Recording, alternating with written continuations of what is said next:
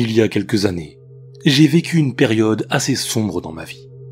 Après une rupture difficile, je me suis retrouvé isolé dans un coin de la France où je ne connaissais personne. Ma famille était loin, mes amis aussi. Je restais seul, enfermé chez moi la plupart du temps. On m'a beaucoup conseillé de trouver quelque chose pour m'occuper, un but, de faire du sport, d'être productif. Un soir, j'ai parlé avec un ami qui m'a dit qu'il ne fallait pas que je reste là, qu'il fallait que je bouge. C'est ce que j'ai fait. Un matin, j'ai fait mes bagages pour une semaine et j'ai pris la voiture. Je n'avais pas de plan de route. Je me disais que j'allais rouler jusqu'à ce que je sois trop fatigué pour conduire et qu'alors, je m'arrêterai là où je me trouverai. À la fin de la journée, j'avais traversé je ne sais combien de petits villages perdus qui n'ont d'ailleurs de village que le nom, s'agissant pour la plupart de quelques maisons éparses. J'avais soudainement été fasciné par ces petits coins reculés de nos campagnes. Et je m'étais surpris à me demander quelles histoires, quelles légendes on pouvait s'y raconter le soir venu, dans ces petits hameaux oubliés de tout. C'est alors que j'ai eu une nouvelle idée. J'allais continuer à rouler, parce que j'en avais besoin, mais j'allais à présent m'arrêter dans ces villages et petits bourgs pour en découvrir les secrets. J'ai même pensé écrire un livre une fois que j'aurais recueilli assez de légendes locales. Les premiers temps, les habitants me regardaient d'un œil méfiant et ne parlaient pas facilement. Avec le recul, je les comprends parfaitement. J'étais pour eux, avec mon appareil photo pendu autour du cou, un citadin en balade à la campagne, voire un touriste en quête d'exotisme. Peu à peu, j'ai travaillé ma technique d'approche. J'ai troqué mon appareil photo pour un dictaphone. Les gens que je rencontrais étaient plus disposés à m'offrir leur voix que leur image. Cette première semaine de voyage sur les routes françaises n'aura pas été très fructueuse. Je tâtonnais et je subissais parfois des baisses de motivation certaines en repensant, même sans le vouloir, à ma rupture passée. Entre-temps, j'avais également été rappelé par une entreprise dans laquelle j'avais postulé un peu plus tôt. Je devais commencer chez eux le 3 avril. Il me restait donc 3 semaines de temps libre, que je comptais bien mettre à profit pour retenter une nouvelle tournée des villages. Et ces 3 semaines, les amis, ont été les plus passionnantes de ma vie.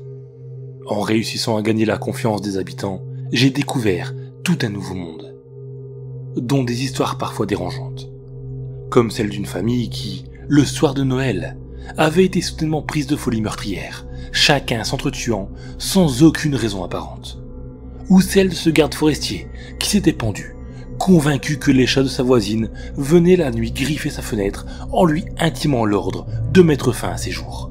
Et il y en avait encore une autre, les écuries du grand homme. À ma dernière semaine de prospection, j'avais noté assez de contenu dans mes carnets pour en tirer un petit livre. Le cœur lourd, je devais rentrer chez moi, en abandonnant toute cette liberté que j'avais pu ressentir sur les routes. C'est ainsi que, sans la chercher, cette histoire d'écurie est venue à moi. J'étais en train d'acheter un paquet de gauloises au bureau de tabac d'un petit village, quand 3 adolescents sont entrés dans la boutique. J'ai vite compris que la buraliste était leur mère, et elle n'avait pas l'air contente de les voir. Me laissant mes cigarettes, elle s'était mise à les sermonner. C'étaient les gendarmes qui les avaient ramenés au bureau de tabac, car ils avaient traîné trop près d'un endroit appelé les écuries du grand homme. Quand tout ce petit monde s'est enfin calmé, j'ai cédé à la curiosité. J'ai appris que ces écuries étaient un endroit implicitement interdit dans le village.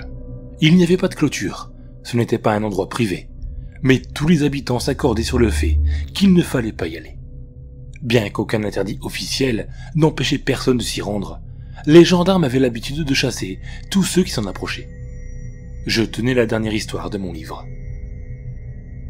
Je me suis aussitôt remis dans l'ambiance.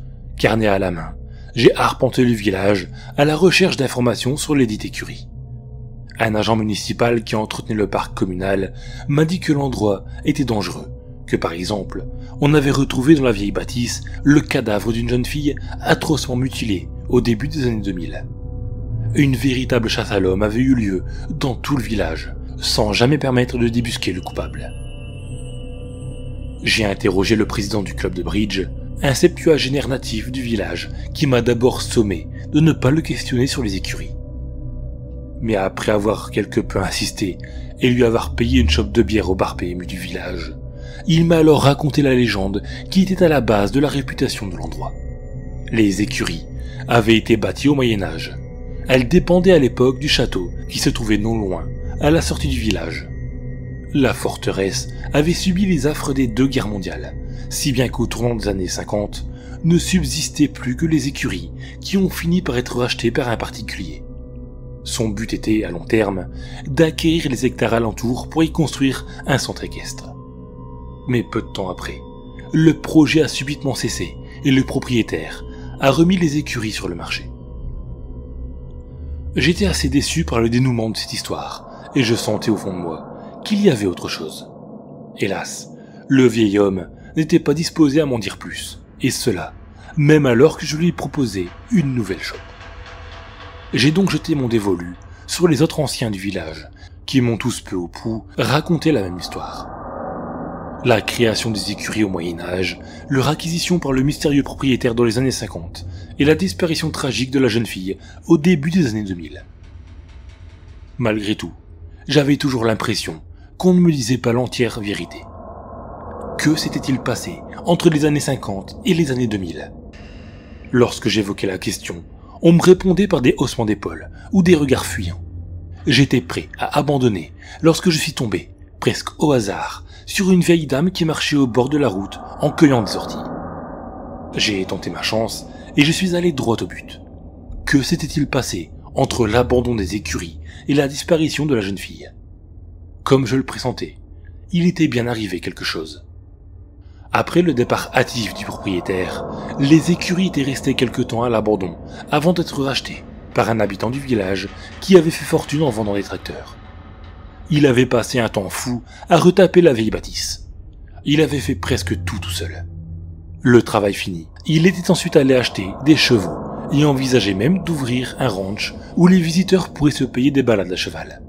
Alors que son projet allait bon train, une nuit, l'habitant a reçu la visite d'un homme immense qui dépassait le haut de la porte d'au moins 3 têtes. L'étrange visiteur lui a alors parlé d'une voix caverneuse et ancienne. « Donnez-moi une de vos bêtes pour satisfaire ma soif. » La vieille dame a tenté de l'imiter, et durant un instant, elle a paru presque convaincante, si bien que des frissons ont parcouru ma peau.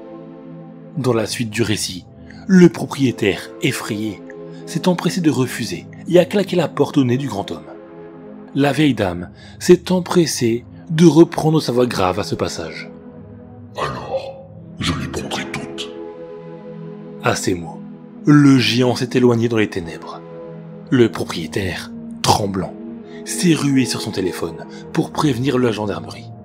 Mais alors qu'il tapait le numéro, il a entendu des hennissements. Ses chevaux hurlaient de terreur. Leurs cris terribles parvenaient jusqu'à lui comme si on les abattait devant sa porte. Ils étaient si forts, si assourdissants, qu'il est tombé au sol et s'est recroquevillé dans un coin, les mains sur les oreilles. Quand le silence est revenu, il a rampé jusqu'au téléphone et a enfin appelé les secours. Quand ils sont arrivés, ils ont découvert un spectacle macabre. Les écuries étaient maculées de sang, les bêtes atrocement mutilées, des têtes coupées, des mâchoires arrachées, des pattes brisées. Les portes n'avaient pas été forcées, elles avaient été ouvertes comme par magie. Désemparés devant une telle vision, les gendarmes ont emmené avec eux le propriétaire qui n'a plus jamais été revu par la suite. Je ne savais pas quoi dire. J'étais à la fois effrayé et sceptique. J'ai aussitôt demandé comment elle pouvait assurer que c'était bien ce qui s'était passé, alors qu'elle-même n'était pas présente cette nuit-là. Elle m'a dit qu'elle ne pouvait pas en être sûre, mais que c'était en tout cas ce que le propriétaire lui avait raconté au poste de gendarmerie où elle travaillait à l'époque. De plus en plus intrigué par cette affaire, j'ai demandé à cette dame si la maison qu'elle avait habitée existait toujours. Et à ma grande surprise, elle était toujours debout, non loin des écuries. J'ai laissé cette vieille femme à ses orties et je suis monté dans ma voiture. Le soleil était bas dans le ciel. Si je partais maintenant, je pouvais encore être chez moi avant la tombée de la nuit. Mais l'idée du retour me paraissait insupportable. Rentrer chez moi, c'était revenir dans cette vie morne et sans goût que je m'étais bâtie avec les années. C'était me rendre compte que j'étais désormais seul. Sans vraiment penser, j'ai agi. J'ai mis le contact. Mais au lieu de tourner vers l'autoroute, je suis parti vers la forêt, à la sortie du village, vers les écuries du grand homme. Je suis arrivé devant la maison alors que le soleil se couchait. Sa lumière dorée donnait à la forêt un air enchanteur. Les insectes bourdonnaient encore, faisant vaciller les fleurs dans leur passage. Une petite brise chaude soufflait sur mon visage, emmenant jusque dans mes narines l'odeur des pins. Et la maison, bien qu'abandonnée, n'était pas délabrée. Au contraire, elle était même presque en bon état. Quelques carreaux avaient été brisés, mais je ne constatais aucune autre dégradation. Tout lieu abandonné de la sorte aurait normalement été tagué de partout. Mais pas celui-là. En fait, la bâtisse était en si bon état que j'ai presque failli frapper à la porte avant d'entrer. L'intérieur n'était pas aussi bien conservé que la façade, mais ce n'était pas non plus trop vétuste. Il restait ça et là des restes de meubles, des vieilles photos de famille et même des emballages de nourriture. Je me suis assis sur un tabouret dans la cuisine et je me suis surpris à trouver cet endroit étonnamment reposant. Il y régnait un silence relaxant, uniquement brisé par la brise légère qui soufflait au dehors. Je me suis penché sur la table à manger et j'ai posé ma tête au creux de mes bras. Bêtement, je me suis endormi. Ces 3 semaines sur les routes, aussi agréables qu'elles avaient pu l'être, avaient été épuisantes. Lorsque je me suis réveillé, j'étais congelé. Nous étions en mars, et même si les journées étaient douces, les nuits gardaient leur fraîcheur de l'hiver passé. J'ai immédiatement regardé ma montre qui affichait 23 heures. J'avais dormi 3 heures durant, dans une position assez inconfortable, et mon dos ne me manquait pas de me le rappeler. Je me suis levé, et j'ai regardé autour de moi. L'ambiance avait changé du tout au tout. Le silence que j'avais trouvé apaisant plus tôt dans la soirée était devenu oppressant. L'air avait lui aussi quelque chose d'étrange. Je ne saurais pas comment le décrire proprement avec des mots, mais je dirais qu'il semblait épais. Chaque inspiration était laborieuse, comme si l'oxygène peinait à se frayer une voie jusque dans mes poumons. Les murs étaient éclairés par la lueur pâle de la lune qui faisait ressortir toutes leurs imperfections. Ils semblaient couverts de pustules et de creux. Dehors, le silence était total. Le vent ne se donnait même plus la peine de mouvoir la cime des pins qui restaient immobiles, plantés là, m'observant de toute leur hauteur. Je n'avais clairement pas prévu de passer la nuit ici, et ce n'était toujours pas au programme. Sans savoir pourquoi, je me suis précipité vers la porte d'entrée. Dans ma hâte, je n'ai pas prêté attention à l'ombre gigantesque qui remontait lentement l'allée en direction de la maison. À vrai dire, je ne l'ai remarqué que lorsqu'elle a commencé à gravir les escaliers qui menaient à la porte d'entrée. Le son lourd des pas qui faisait grincer les marches m'a ramené à la réalité. Je me suis immobilisé, alors que j'essayais de rationaliser tout ce qui se passait. Je ne pouvais m'empêcher de repenser aux histoires que m'avaient racontées les villageois. J'ai reculé jusqu'à ce que mon dos heurte le mur. Puis, j'ai fermé les yeux et j'ai compté jusqu'à 3. Quand je les aurais rouverts, tout aurait disparu. En fait, j'étais sans doute en train de rêver et j'étais encore assoupi sur cette table. 1, 2, 3. 3 coups ont fait trembler la porte. Une silhouette immense s'est penchée au carreau, semblant regarder à l'intérieur. Je me suis collé au mur, comme si je pouvais m'y fondre. L'ombre a contourné la porte d'entrée et a regardé de même à la fenêtre du salon. Dépourvue de carreaux, elle offrait une meilleure visibilité. Un nuage de condensation blanche a émané de l'être gigantesque. Ça respirait. Aussitôt, j'ai collé une main sur ma bouche.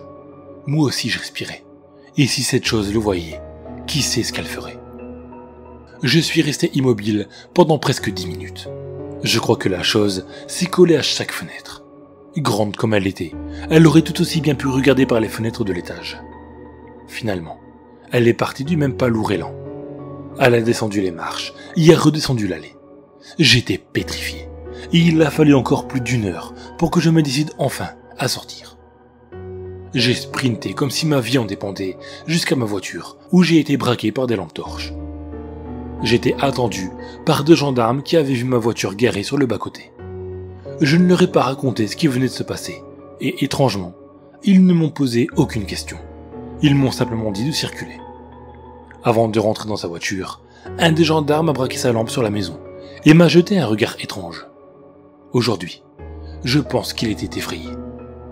J'ai roulé toute la nuit, et lorsque je suis arrivé chez moi, je me suis effondré sur mon lit, habillé. Par la suite, je me suis juré de ne plus jamais parler de cette histoire. Je suis une personne plutôt sceptique, et il m'a fallu du temps avant d'accepter ce qui s'était passé. Je ne suis parvenu à aucune explication. J'ai pourtant retourné la situation dans tous les sens. Mais certaines questions me hantent encore. Que se serait-il passé si cette nuit-là, cette chose m'avait vu? En fait, peut-être même qu'elle m'avait vu. Était-ce le fameux grand homme? Au final, je n'ai pas écrit mon livre. Mon nouveau travail me prend beaucoup de temps et j'ai fini par égarer, puis oublier mes notes. Mais je sais une chose, c'est que nos campagnes regorgent de légendes, de secrets, d'histoires étranges. Si vous prenez la peine de parler aux gens, de passer au-delà des regards méfiants, vous pourriez découvrir des choses qui vous dépassent, en bien ou en mal.